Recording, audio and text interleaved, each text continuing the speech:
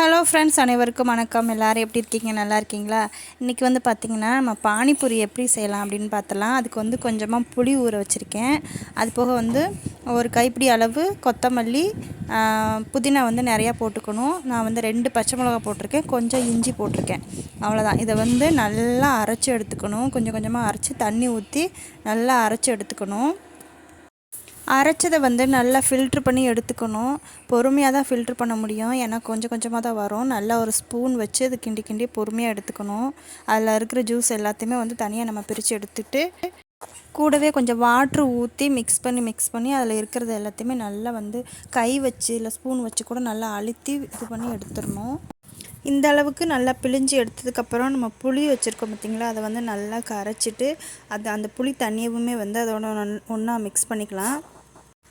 அப்படியே வந்து அது கூடவே வந்து கொஞ்சம் உப்பு, அதுக்கு தேவையான அளவு உப்பு போட்டுட்டு சின்னதாக ஒரு கட்டி வந்து வெல்லம் போட்டுக்கணும். வெல்லம் இல்லை கருப்பட்டி எது போட்டாலும் ஓகே தான். எல்லாத்தையும் போட்டு நல்லா மிக்ஸ் பண்ணி ஓரமாக எடுத்து வச்சிட வேண்டியது. அவ்வளோதான். இதுதான் பானி ரெடி. அதில் வந்து நமக்கு எவ்வளோ தேவை, நமக்கு ஃபேமிலிக்கு எவ்வளோ தேவையோ அந்த அளவுக்கு வந்து நம்ம தண்ணி ஊற்றிக்கலாம். அதுக்கப்புறம் வந்து இந்த மாதிரி உருளைக்கிழங்கு வந்து நல்லா நான் 3 விசில் வச்சு எடுத்திருக்கேன். நல்லா வெந்துடுச்சு. இதை வந்து நல்லா மசிச்சுட்டு இதில் வந்து பார்த்திங்கன்னா நறுக்கின வெங்காயம் போட்டுக்கணும்.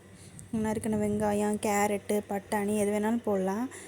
என்கிட்ட அதெல்லாம் இல்லை, அதனால் நான் எதுவும் போடலை. எல்லாமே இருந்து போட்டால் நல்லாயிருக்கும். அது கூடவே வந்து கொஞ்சம் பொரி, மிக்சர் எல்லாமே போட்டுக்கலாம். அதோடு வந்து கொஞ்சம் மசால் தூள், கொஞ்சம் உப்பு, அவ்வளோதான். அது எல்லாத்தையும் போட்டு நல்லா மிக்ஸ் பண்ணி எடுத்து வச்சுட்டா இதுவும் முடிஞ்சிச்சு. அவ்வளோதான். பானிபூரிக்கு தேவையான பானியும் ரெடி, மசாலாவும் ரெடி. இப்போ வந்து நம்ம அந்த பானிபூரி இது வந்து பொரித்து எடுத்துக்கலாம். நாங்கள் வந்து இது வந்து ரெடிமேடாக வாங்கி வச்சுருந்தோம். அப்பளம் விற்கிறவங்க வந்து எங்கள் வீட்டுக்கிட்டே கொடுப்பாங்க. இது வந்து ஒரு பாக்கெட் வந்து 15 ரூபான்னு நினைக்கிறேன். 15 ரூபாயா 20 ரூபாயான்னு தெரில. இது நிறைய இருக்கும். ஒரு பாக்கெட் பொரிச்சாலே போதும், ஃபுல்லாக நிறைய வந்துடும். இதை எண்ணெயில் போட்டு ஆல்ரெடி வந்து இதில் பஜ்ஜி போட்டதுனால அந்த எண்ணெய் அப்படியே இருந்துச்சு. அதிலே வந்து பொரித்து எடுத்துட்டேன். அவ்வளோதான். இதில் இருக்க எல்லாத்தையுமே பொரித்து எடுத்தாச்சு.